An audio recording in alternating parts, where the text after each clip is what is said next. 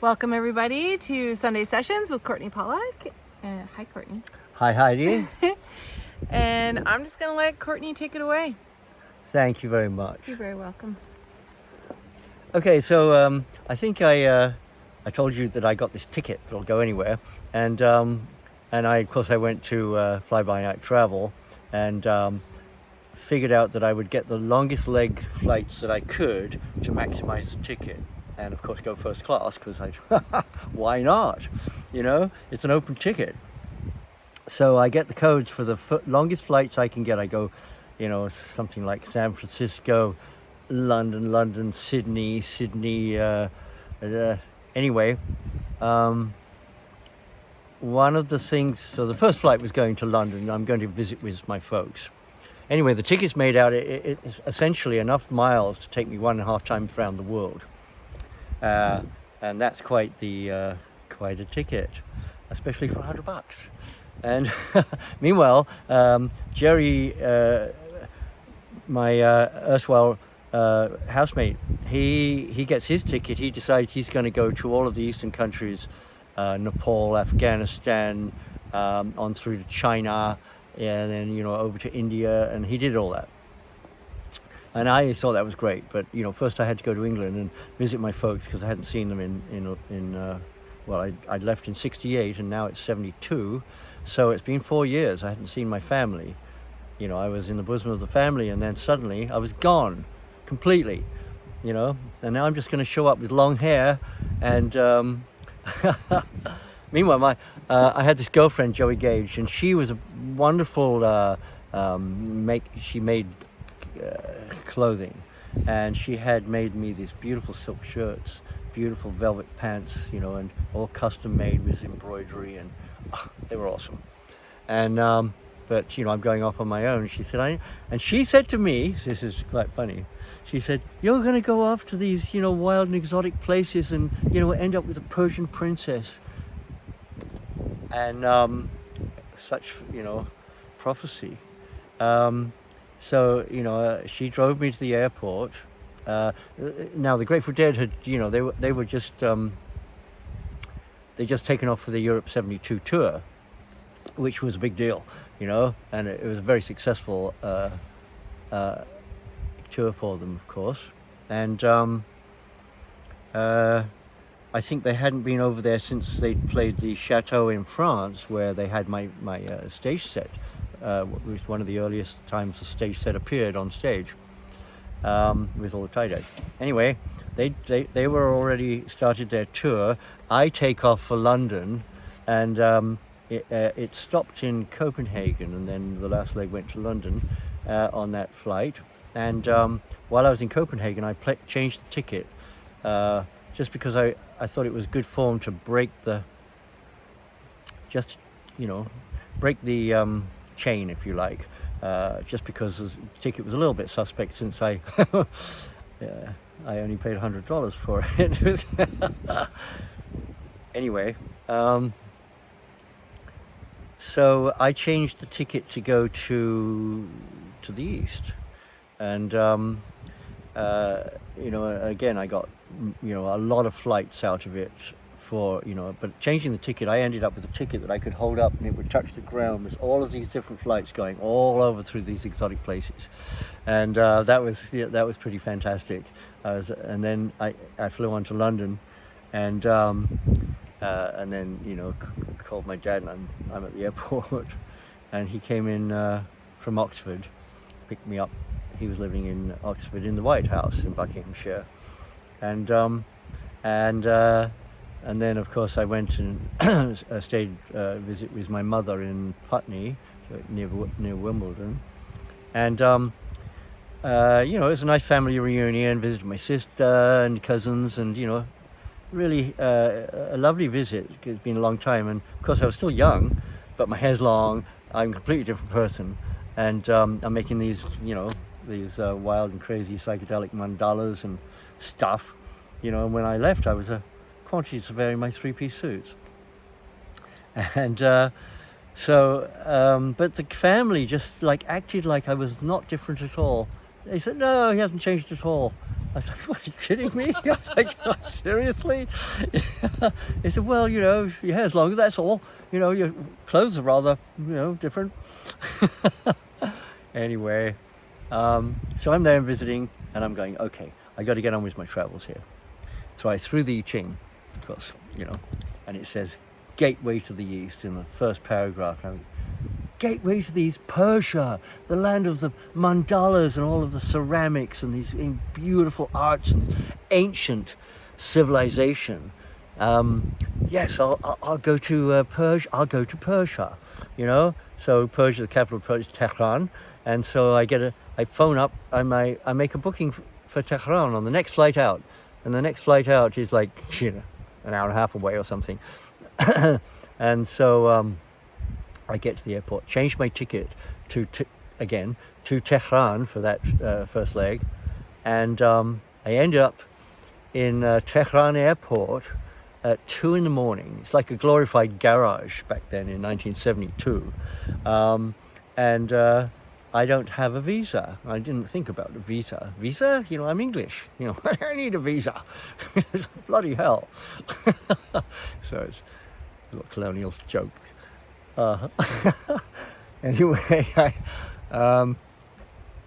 next thing I know, I'm in the cop shop. I'm into secondary, and then I'm in the cop police station. And they don't speak English, and of course I don't speak Farsi, and they're like getting and I said, I'm sorry, I don't understand. What do you want? I come to your country to see your beautiful art, and and I'm like, oh gosh, they're getting a little personal here. They're starting to like look at my clothes and like tweak my mustache and shit. I'm like, hands off, and there's a knock on the door. On the plane over, there was this young man on the plane. I noticed him because he looked like Bob Dylan. Maybe he fashioned himself on the image of Bob Dylan, but he had this hair, he had the look. He looked like a young Bob Dylan. Well, Bob Dylan was still young then. And weren't we all? Anyway, there's a bang on the door, and this young man, he sticks his head in, and he says, excuse me. He said, you're my guest in Tehran, and we got separated at the airport coming off the plane. And then he addresses the officers in the station and says, in Farsi, he explains, and they go, and he said, give them some dollars for their silly visa. And I was like, visa! Put down $5 or something, like, a couple of pounds. Excuse me. And they go, visa! And they, put all their pretty colored stamps in my passport, and they're all like, like that. And I take off with this young man who's Farhad. And Farhad, he said, we stay with my parents. They have a nice place in the city. So we end up in this wonderful apartment, beautiful, all the furnishings, unbelievable, great Persian rugs, and, it's really upscale. And of course, he doesn't have a place there because he's been schooling in London. He was schooling in London University with his friend Ali, who he's going to introduce me to the next day. And so, his parents are really nice, lovely, and gracious people, and smart, and really upscale. They're really upper. What do you call it? They're not highborn, but they've got top jobs, in the middle class, if you like. They own the biggest drugstore chain in Tehran. Whether there are other stores other than the one, I don't know. But it was like they were doing very well, thank you.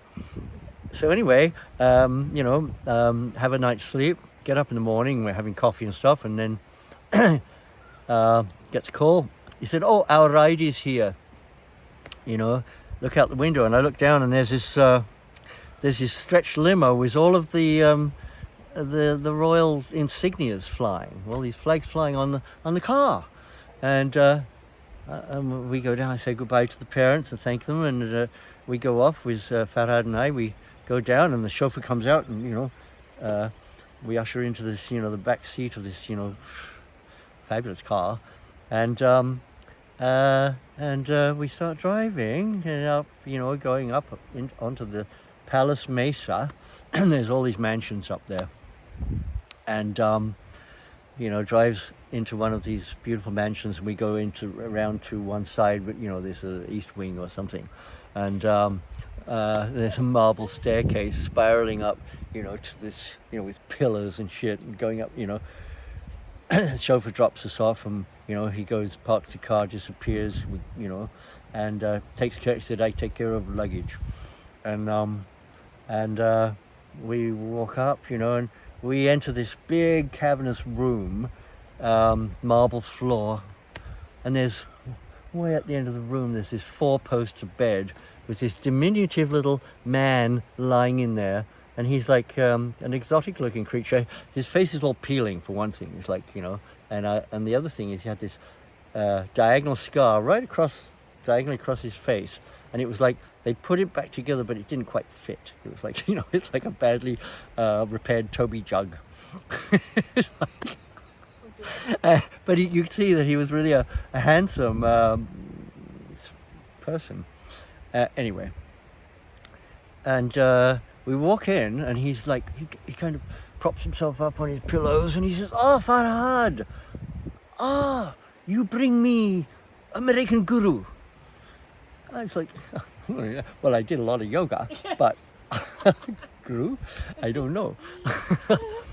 And he said, yes, we met coming from London, and I thought you'd be interested to meet.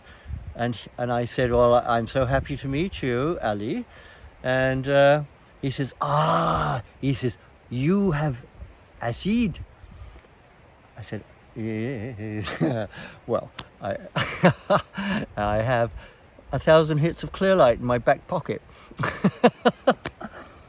Not quite back pocket, and I had a rose patch sewed onto the back of these hand-tailored pants, and he's got, the skull and roses and the rose on the back. He's got this insignia, Grateful Dead insignias on them, all custom. Anyway, and he just reads me like a book. He just, got the American Guru, you have acid, come on, we make a good time together. And so he rings this big old pull, rope thing, fancy thing, and he says, I get some refreshment. And so, we're chatting, and he says, well, yes, I was in university with Farhad and our friend Victoria. And he says, Victoria. And Farhad and him look at each other, and they go, Victoria for Courtenay. And I was like, It's like, fortunes, they're working for me. So anyway, I said, yes, she'll be back in a few days. Meanwhile, the servant shows up with coffee. It's wonderful Turkish, best coffee I'd ever had. It was just like amazing. Oh my gosh, I just wanted more. And then this big brazier, not a brazier, but a brazier of hot coals, and with all the burning coals in there. And around the edges, there's these spheres, ceramic spheres, all beautifully ceramic, ornate, and this turned lathed wooden stem that screws into these spheres, and it's an opium tray, for the old-fashioned way of smoking opium. And it's not just black tar opium like you smoke in an opium den, if you ever got to one. And if you ever got out to tell the story. Anyway, so he shows me the age-old way to smoke opium, and these sticks of opium, they're sticks. They're like about that long, and they're about half the diameter of a pencil, and the ones he had were kind of white, not white. They were like light tan, like ivory color, and the purer the whiter. So ivory was like really good. That's about as good as it gets. And they went all the way down to like a slightly caramel brown. like this color, and that was, but and then it goes down, the darker it is, less pure, but but it's still realms ahead of black tar opium. Although black tar opium is really powerful and strong, it's not purified in the same way. And of course, the highborns of the Persian culture through thousands of years, they're opium culture, and so they smoke this refined stuff. I said to Ali, I've never seen this. Where did this come from? He said, the palace. I send over to the palace for it.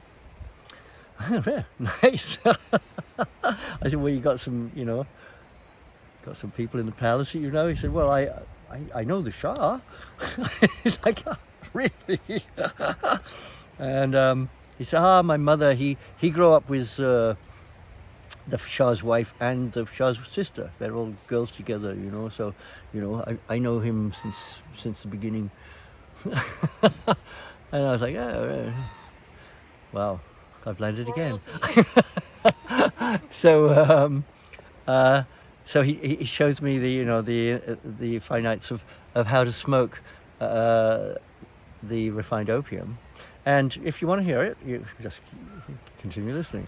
So he's like, these spheres around the coals, they're all warm, they're quite hot, and and he says, I show you, and then I tell and then you do, and when I say foot, you start to draw. When I go to, he said, but you put the sphere on and it's hot, and you take a little, like a half pea, little tiny chip, like that little tiny chip right there, and you put it on between these two holes, and they're connected, the channels of the holes going to the stem, and when you blow, it comes up one hole and it blows across the opium chip, and you're blowing the hot air from the it's called a bafu, this arrangement of sphere on the stem, and and it superheats the air that you're blowing, and it blows across the little chip of opium, and it starts to vaporize.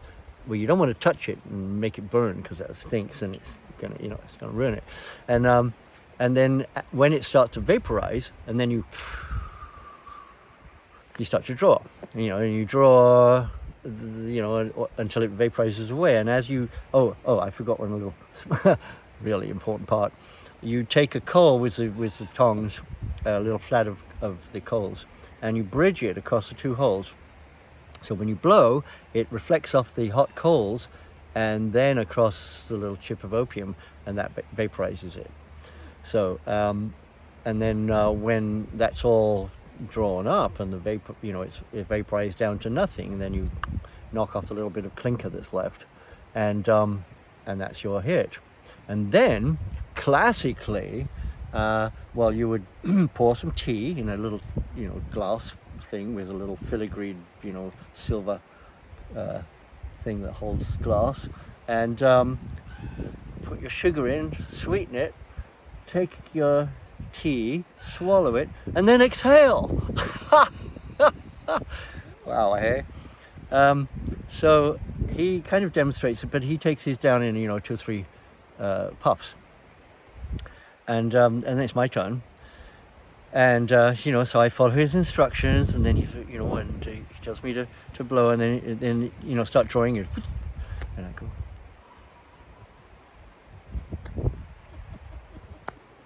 And then, and I draw up the whole thing in one breath, and then I put my tea, and I put the sugar in, and I stir it up, drink it down.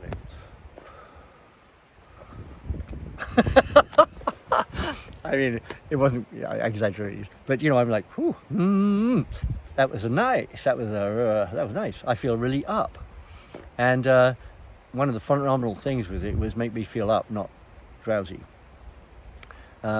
And the reason I took you through that journey was because later on there was an event, with some really high people, where there was opium done as a ceremony, and as a guest of honor, I got to do it. That's another story. So anyway, so I've met Ali, and now he's a highborn, as they call it. He's part of the aristocracy, and his family has been well connected for a long time, and they're the kind of inherit the earth. Whereas Farhad was more, middle class, and poor Farhad, he got sent home. He stayed a night or two, and then he had to go, so I was the guest of Ali, and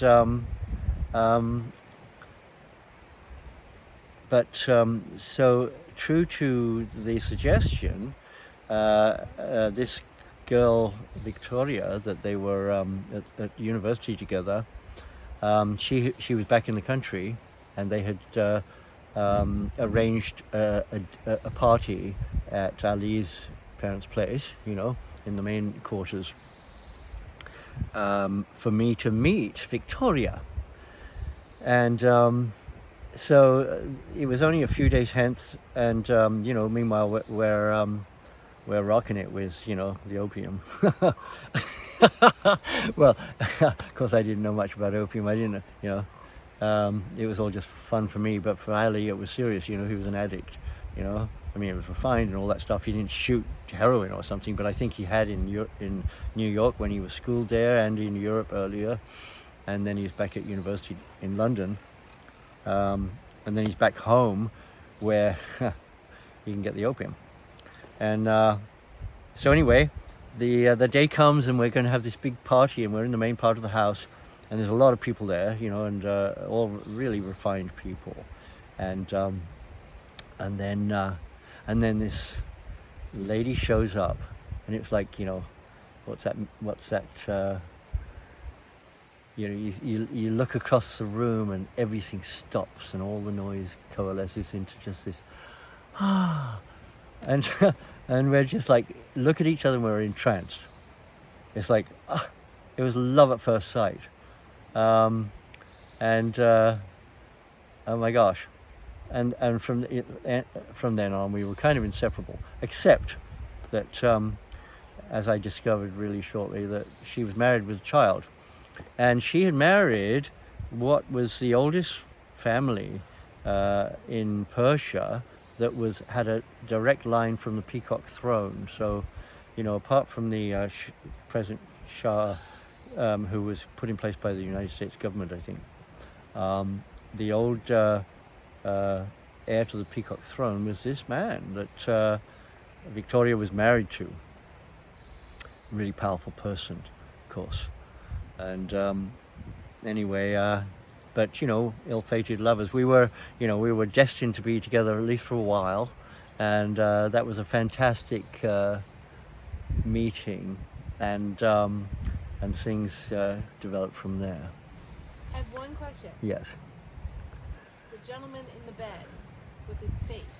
Ali. What made his face that way? Okay. This is a story. So I said, "Why is your face all peeling off?" And he said, well, I fell asleep under the sun, on a sun lamp. I just burned it. I was like, oh, okay. But what about this part? He said, well, the Shah's daughter's husband, Khosrow, he says he gets a beautiful brand new Lamborghini, and he and I go out to test drive it, and we drive through a wall at 170 miles an hour. Like, I said, you're alive? He said, yes. He said, we were going so fast, we went right through the wall. Like, right. Okay, and I said, who put you back together? And like, like some kind of Humpty Dumpty thing. Like, he said, yes, well, they didn't quite make the parts fit, but hey, scars have character. Yeah. And of course Ali had character. So and then a lot of adventures with Ali, and well, we'll continue. There's more. All right. Excellent. Thanks, Courtney. And thanks for joining, and we'll see you guys soon. Thank you. Thank you.